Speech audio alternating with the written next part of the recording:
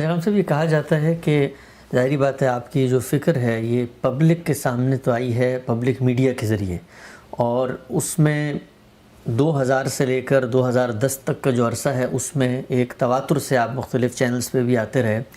لوگ یہ سوال کرتے ہیں کہ وہ دور تھا کہ جس میں مثال کے طور پہ پاکستان میں انلائٹنڈ ماڈریشن، پاکستان کے اندر روشن خیالی کی جو ایک پوری تحریک ہے ریاست کی سطح پہ وہ پروان چڑھ رہی تھی، جنرل مشرف کا دور تھا۔ تو اسی دور کے اندر یہ پوری آپ کی جو بات، آپ کی جو فکر ہے وہ لوگوں تک بھی پہنچی۔ تو سوال لوگ جو اٹھاتے ہیں وہ یہ کہ یہ کیا وجہ ہے کہ جو کام ریاست کہہ رہی تھی وہی آواز میں غامدی صاحب نے بھی آواز ملائی، وہ چینل جو عام طور پہ ہمارے ریاست ہی کے کنٹرول میں ہوتے ہیں ان سب پہ پروگرامز بھی شروع ہو گئے۔ تو اعتراض یہ کیا جاتا ہے کہ بات تو چلیں آپ کہتے ہیں فرق نہیں پڑتا، لیکن اسی دور میں سب کچھ ہوا کہ جب ریاست کی ایما یہی تھی کہ یہ کچھ سامنے آئے لوگوں کے ساتھ، امریکہ کے ساتھ تعلق، تو اسی دور میں یہ بحثیں بھی ہو رہی ہیں، حضور آرڈیننس کی بھی ہو رہی ہیں، اور یہ روشن خیالی اور تعلیم اور مدارس کے اوپر تنقید۔ تو کیا یہ ممکن نہیں ہے کہ آپ کے جو بھی افکار ہوں پیور ہوں، لیکن کہیں باہر سے ان کو قبولیت مل رہی ہے، تو آپ نے بھی اس کو ایک اچھا موقع سمجھا ہو، بھئی اگر اچھی بات ہے پھیلائی جا سکتی ہے تو کیوں نہ پھیلائیں؟ 7 جولائی 1971 کو میں نے پہلا درس قرآن دیا تھا۔ وہ بھی ایک دلچسپ واقعہ ہے، یعنی ایک ہمارے ہاں بلال گنج میں پیر صاحب ہوتے تھے، مولانا طاہر۔ میں اپنے کالج کے زمانے میں ان کی مجلس میں جا بیٹھتا تھا۔ دلی کی اردو بولتے تھے، بہت اچھی زبان، اور زبان اس کے اسالیب سے میری دلچسپی رہی ہے۔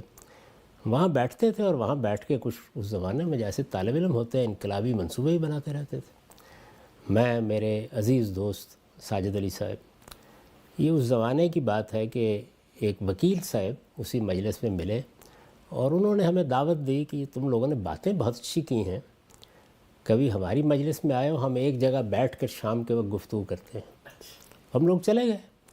وہاں پر محمد انور صاحب ایک وکیل تھے، ان کی بیٹھک تھی۔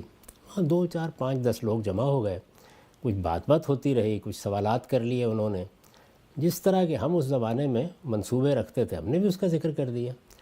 تو انہوں نے کہا کہ اس وقت تو زیادہ لوگ نہیں تھے، لیکن تم لوگوں کی باتوں میں بڑی اپیل ہے۔ ہم بالکل نوجوان تھے، کالج میں پڑھتے تھے اس وقت۔ تم لوگوں کی باتوں میں بڑی اپیل ہے، تو کیا یہ موضوع نہیں ہوگا کہ اتوار کا دن چھٹی کا دن ہوتا ہے؟ اس زمانے میں بھی اتوار ہی کو چھٹی ہوتی تھی، بعد میں پھر جمعہ کی چھٹی ہو گئی۔ تو صبح تم لوگ آ جاؤ، تو ذرا زیادہ بڑی مجلس میں یہ بات ہوگی۔ اس سے پہلے میری زندگی بالکل ایک طالب علم کی زندگی تھی۔ میں جب گیا تو ایک بیٹھک میں کوئی 25 30 35 لوگ جمع تھے، اور اسی طرح ایک تپائی رکھی تھی جس پر قرآن مجید تھا، اور ایک صاحب کھڑے ہوئے، انہوں نے کہا کہ اب میرا نام لے کے وہ درس قرآن دیں گے۔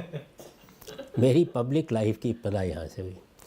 تو یہ درس قرآن ایسے شروع ہوا۔ پھر اس کے بعد جان محمد حضوری کی مسجد میں ہر ہفتے یہ نشست ہوتی رہی۔ میرا معمول رہا، اور برسوں یہ معمول رہا، یعنی جو جولائی 1971 سے، کہ ہر ہفتے ایک مجلس ایسی ہوتی۔ اس وقت یہی ذریعہ تھا اپنی بات پہنچانے کا۔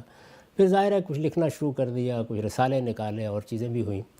یہ جو میڈیا کا معاملہ ہوا تو آپ پورے ملک میں جا کے تحقیق کر لیں، کبھی میری طرف سے کوئی تحریک ہوئی، کبھی میں نے کسی جگہ کوئی پروگرام کرنے کی کوشش کی، کچھ بھی نہیں، بلکہ اصرار ہوتا رہا اور میں اس کے لیے آمادہ نہیں ہوتا تھا۔ یہاں تک کہ پھر کچھ دوستوں نے توجہ دلائی کہ اپنی بات تو پہنچانی چاہیے، اس میں کیا معنی ہے، تو میں نے یہ پیشکش قبول کر لی۔ جب یہ پیشکش میں نے قبول کر لی تو پھر بھی اصرار کیا کہ ہفتے میں بس ایک مجلس۔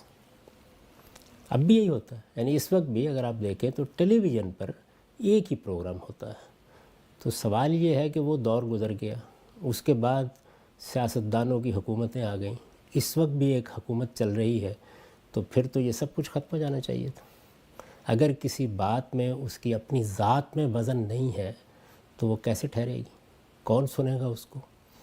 وہی بات سنی جاتی ہے جس کو لوگ کسی نہ کسی درجے میں قابل اعتنا سمجھتے ہیں۔ تو اگر لوگوں کو اس میں کچھ حاصل ہو رہا ہے تو وہ سننے کا اہتمام بھی کریں گے۔ کون سا چینل ہے کمرشل چینل کہ جو یہ خیال کر کے ہی بس بات کرتا رہے گا کہ سنتا تو کوئی نہیں ہے لیکن ہم یہ پروگرام نشر کرتے رہیں گے؟ تو 4 لوگ سنتے ہوں گے نا، بس تو مجھے انہی کو بات سنانی ہے۔